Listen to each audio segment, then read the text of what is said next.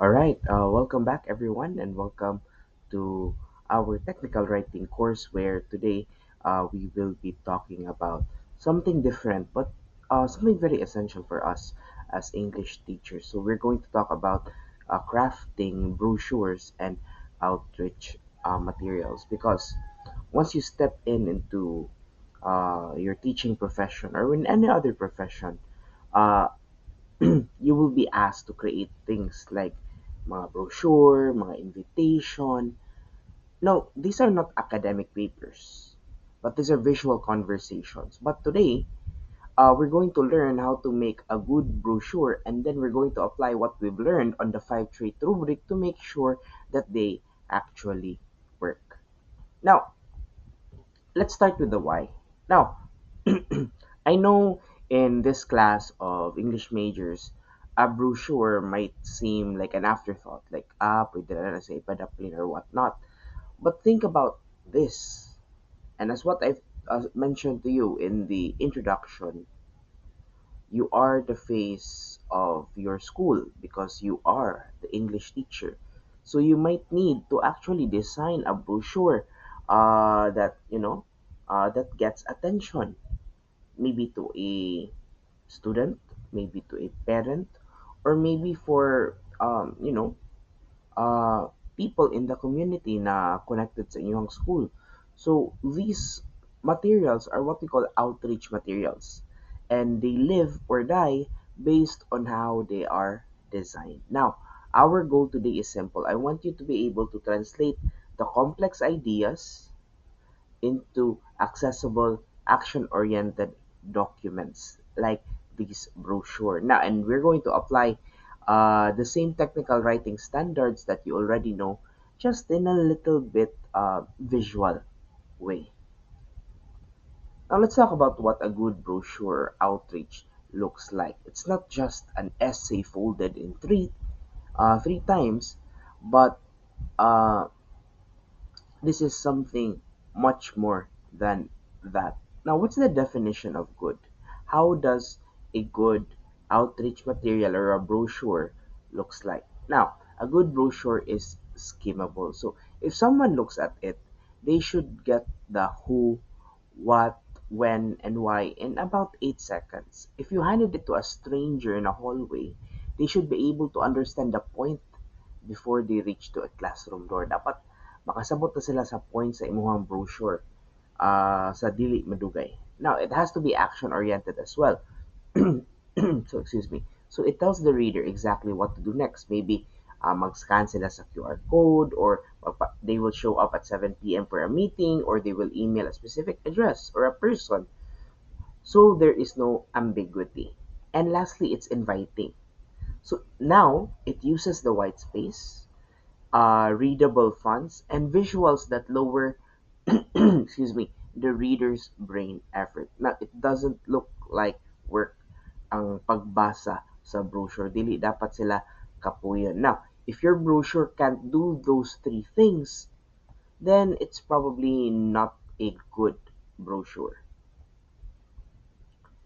Now, before we get into our five trait rubric, I want you to show the physical anatomy, ang unsay parts of a brochure. Now, even if you design a brochure digitally, excuse me, the layout is still the same.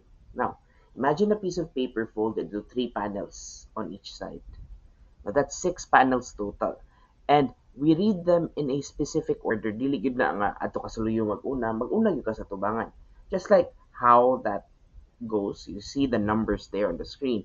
So that's the one. Uh, that's panel one, which is the front flap. So this is your hook. So this could be a title or maybe a compelling image, your school logo. Now, if the brochure is in a rack, kanang sudlanan bitaw sa mga brochure, this is the only panel that people see. So kinahanglan siya, excuse me, na mo grab og attention. Now, panel 2, inig-open nila, makit-an dayon nila ang inside, sorry, inside left. Now, I call this the problem or the context nga panel. Now, you may ask, nganong kinahanglan pa rin makabaluan ni sir now? Uh, or not kabalo, sorry. Let me go back. Now, panel 2 is the inside left or the problem and the context. Then you have to make sure as a teacher na inigbasa nila ang apart, makabalo sila nganong kinahanglan man ko ani. So, maybe you would ask that question like, did you know that summer reading loss accounts for 80% of the achievement gap? So maybe you ask that question. So you put in the problem or you put in the context kanong kinahanglan ihatag ang brochure. Now, the panel 3 right there sa sulod is the inside center. So these are the details, the bulleted list, the dates, ang bayad kung naay bayad, ang mga requirements, all the logistics come here on panel 3. Now we go to panel 4, that's the inside right. Now, this is the how-to section. Unsa on man, yes, kabalo ko sa problem. Yes, I know now the details. Now, how am I going to register? Or how am I going, unsa man ako ang call to action? So, this is the step-by-step registration. No, sorry. Di pa din ni call to action. This is like how to. Unsa man ako pag sign up for this.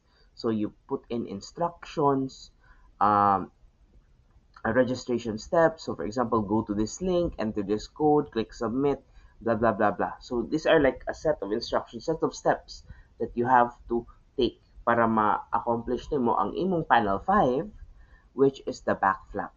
Kita ninyo, inig-open ninyo, naatay back flap dira. This is the call to action now and the contact information. So this could be a website, an email ninyo as teacher, a QR code, or a social media handle that makes it easy to reach out to you. Okay? So I hope you don't confuse panel 4 and panel 5, right? I know that I messed that up. I messed that up a little bit. Panel 4 is the how to. So instructions, steps on how to register, how to avail, so on and so forth. Panel 5 is the call to action. So how can we reach out to you for this? Okay. Now panel 6 is the back cover. This is often used for an address or maybe just a logo of the school or the company. So if you're not like very serious about this, pwede ra gyud ni siya nga simple lang gyud siya. Wala ra gyud like more details dira. Pwede ra address sa school, ang logo sa school, that's it. Okay? Now,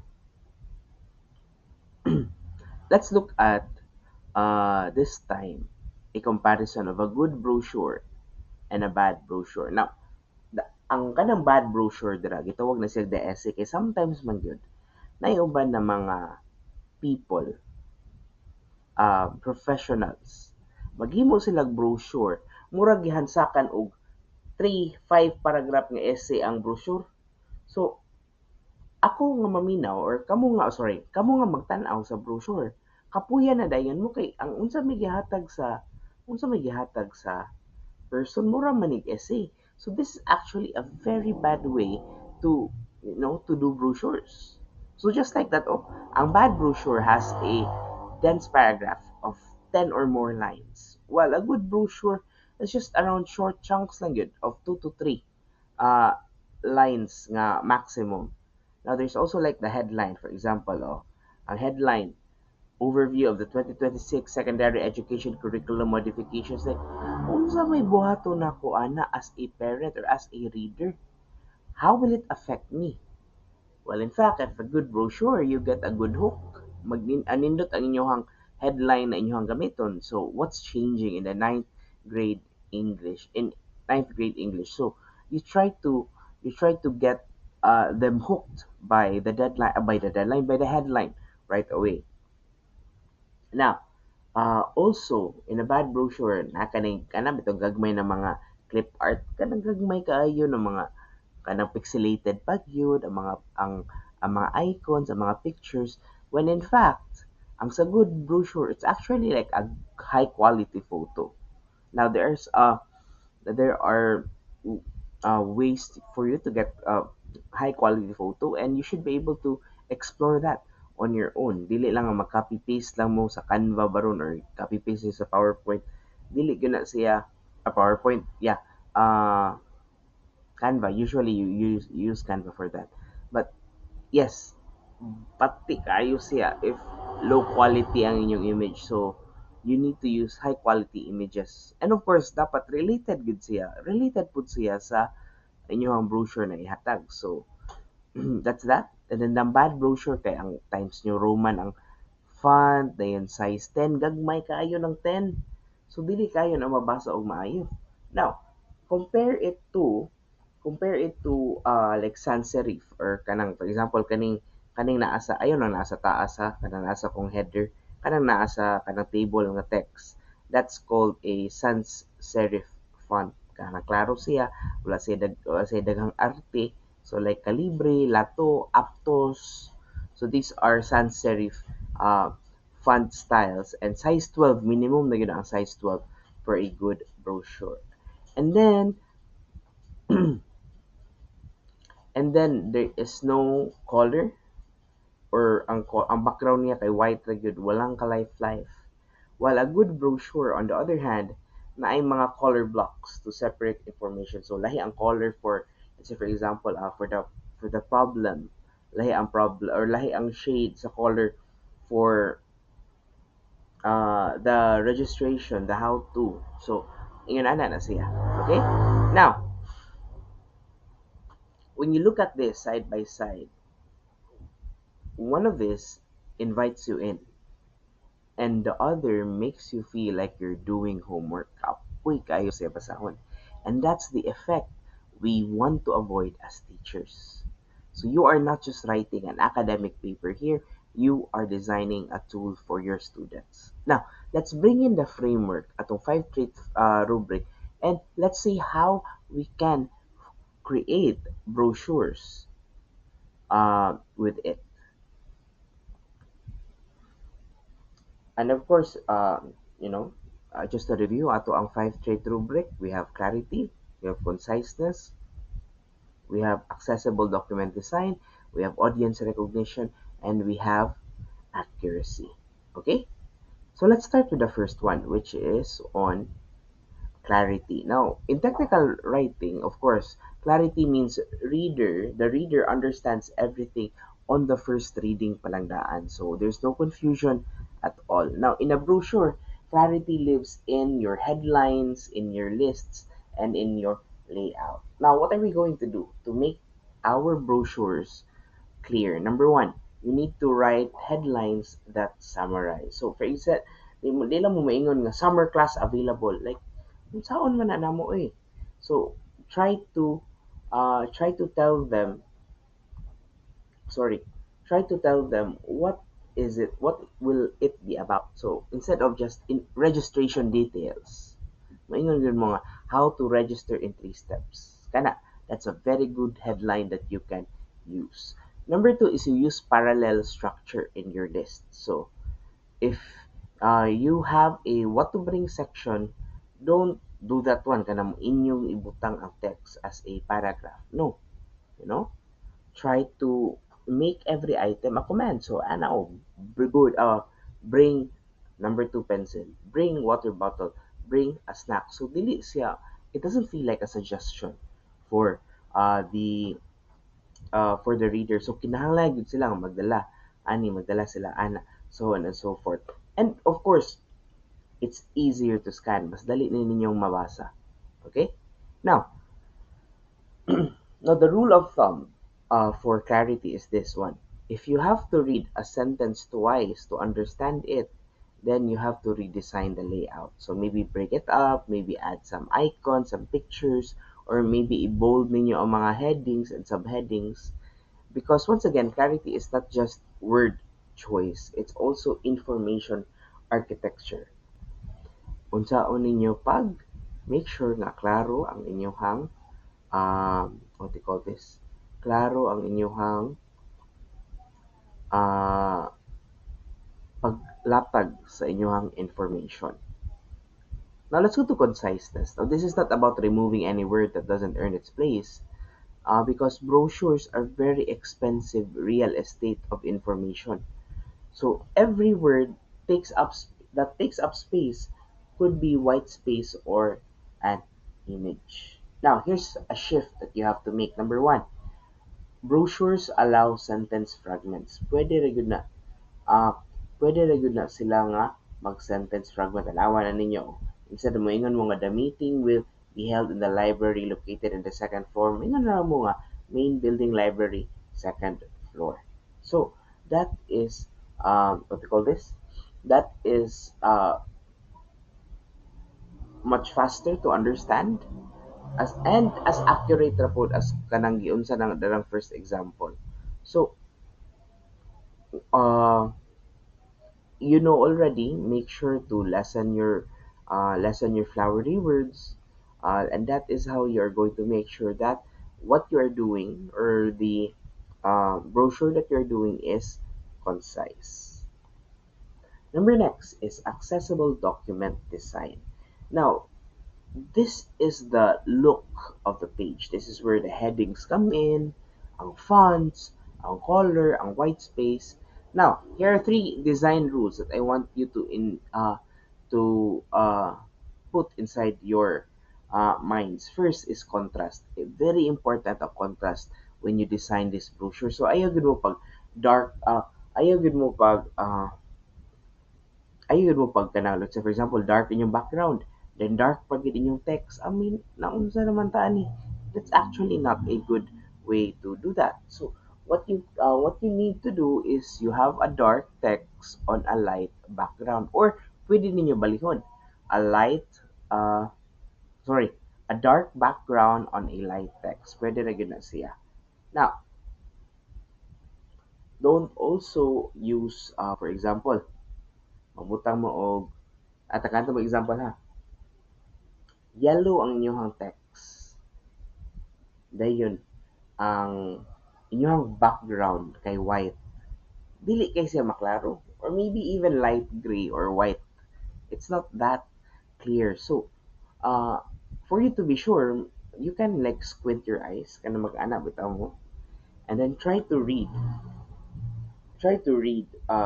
the brochure or the material and ask yourself, can you still read it? Mabasa pa ba gihapon ninyo? Then, if dili na ninyo mabasa, then ubos ra kaayo ang contrast. Now, second is the Z pattern. Now, ang atong mga mata naturally move from top left to bottom right.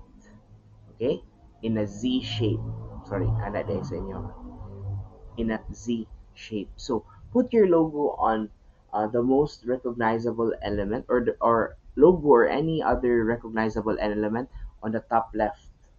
And then your call to action or website na sa bottom right where the eye ends. So again, this is not a design trick. This is just how we as readers, especially Filipino readers, this is how we process information, ang Z pattern. So sugod sa babaw, ana ta, then ana na pud ta second line, then basa na pud ta third line. So we need to utilize the Z pattern. And then thirdly, or sorry, not last, but third is font hierarchy. Now, you want three clear levels. Basically, but if mag-open mo og Word, makita mo nga daghan kaayo mga headings and subheadings. But pinaka-basic lang gyud kay natay title, naatay subheadings, naatay body. Now, for example, ang title kay dapat naka-bold siya, dayon naka 24 to 30 ang kanang font size, ang kanang sa subheadings niya kay pwede ra og 14, mga around 14 ang font size, and then ang sa body text na kana yung main text kay regular size. So, uh, this visual structure really guides the readers. Uy, mao din ni ilang kwan. Murag headline or murag header sa kanang brochure kay naka-bold man siya. Okay? And lastly, a very big pet peeve, never full justify the text in narrow columns. Now, inigbuhat ninyo o brochure, na mga times na, di ba na may mga pictures na inyo ibutang, na mga times na mo gamay ang kanang space for the text. Now, what I want you to do is ayaw siya i-fully justify tanan. Okay? Kay mura na siya og kuan, mura na bitaw siya kanang dan nga agian na lang ninyo. Kay it's too straight. So Uh, make sure that you, let's say for example, left aligning yung, because left align is a really helpful tool when you create brochures, and because it's cleaner, paspasiya, and it's much more easier to read. Number next, audience recognition. This is the most important trait, and the one where you, as an English teacher, uh, have a real edge because you know how to differentiate instruction. And this is just the same idea, just applied in writing. Now, tanaw na to mga ngita tag concrete scenario ha. Hmm. Okay, kani. Imagine that uh you're flying. Sorry, not flying. You're creating a flyer di ay for a parents literacy night. So, kinsa man imong audience? 'Di ba, yung mga audience kay ang mga mama, 'di ba, ang mga papa. But we have to remember that not all parents are the same. So for example, kani, audience recognition ha. So for parents of honor students, you might use a more collaborative tone and slightly more advanced vocabulary. So pwede na mo makagamit og enrichment, pwede na mo makagamit og independent reading pathways, so on and so forth. Kay, for example, kung ako teacher, ah if ako inyong teacher ha, sorry, if ako inyong parent, tagaan ko ninyo anang mga kuan, ah tagaan ko ninyo mga technical scenario, and then kabalo ko nga dili good well off, but naaray comprehension ang parent, then wala lagi problema. No, the problem is for those students nga mali mo balik na buta sa literacy kanang dili bitaw ka mao mubasa, so mo na siya ang struggle sa uban. Okay, but let's say for example, manghatag mo og brochure for a particular area nga mag-research mo, or sa to ana, isulan nato nga mag-research mo. Of course, you have to adjust as well, especially if mga tumo og province, you have to adjust as well your brochure na language. So use simpler, more universal vocabulary. So include as well, let's say for example, possible translations. Pero sa ato, okay raman ta kay mga Pinoy man kita. So, kana siya. Now, ang golden rule for uh, outreach is this, for audience recognition. Always write for the busiest, most stressed person who will pick this up. So, for example, that person does not have the time to decode educational jargon from pedagogical scaffolding or formative assessment. So, uh, ang inyong golden rule ani kay pag-una mo nga ang inyong tagaan kay ang pinaka-stress na person. So inigbasa nila sa brochure, makasabot ba gyud dayon sila in the first run? Wala ba ninyo gihansakan og ah, mga technical na term like kana pedagogical scaffolding? Unsa man na ila masabtan ana nga they don't even have time. I mean, they're even busy. How will they make time for understanding what pedagogical scaffolding is, di ba? So, they need to know, so isulti na lang yun, they just want to know what, when, where, why, and how. Now, let's go to the last part, the final trait, which is on accuracy. Now, correctness of information and grammar, that is accuracy. And this might seem like very obvious, but in a brochure, a single error can undo all your hard work. So I want you to check again, triple check teachers, and I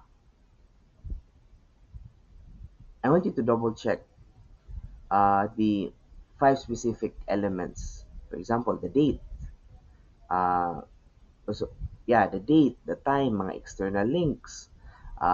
Kinsan, spelling, sakto ba og spelling ang pangan sa tao, ana, so on and so forth. Uh, you need to check that, let's say for example, Kani, ibutang ninyo sa inyong text nga ang April 30 kay Thursday. Dahil in reality, ang April 30 kay kuwan di ay siya, Wednesday. So wala na, wrong na dayon. Ngayon mo April 30 Thursday, then April 30 Wednesday, sayop na gid siya. So make sure that the day is correct for the date itself. Okay? Also include as well the where. So maybe virtual siya or kanang unsa baron, then you have to include as well the where, location baron, meeting room baron or whatnot. And of course, you have to include the why as well. What is the benefit? What is the benefit of it? And that is part of the accuracy. Also, very important, inyo i-test ang inyong mga external na mga links. So, kung naamoy maghatag mo mga flyers or brochures nga sa ato ang mga parents, ato mga community representatives, hatag tag brochure, then you have to make sure nga mura bitaw mo mag-test run. So, you check if everything is clickable or scannable. So, kung naamoy QR code ra, scan ninyo, open nyo, oh, okay ra di ay ang kwan. Okay ra, ma-access ra di na mo ang file. Oh, or makabuhat ra di mi og meeting with the teacher. So, kana siya. And of course, as teachers, remember that you have to proofread your text twice. Okay? So that is accuracy, and that is the five trait rubric. So I hope that this has been I know this is a little bit short, but this is a fruitful session for each and every one of you today. Thank you so much, team, for joining us in this session, and I'll see you on the next one. Bye, everyone.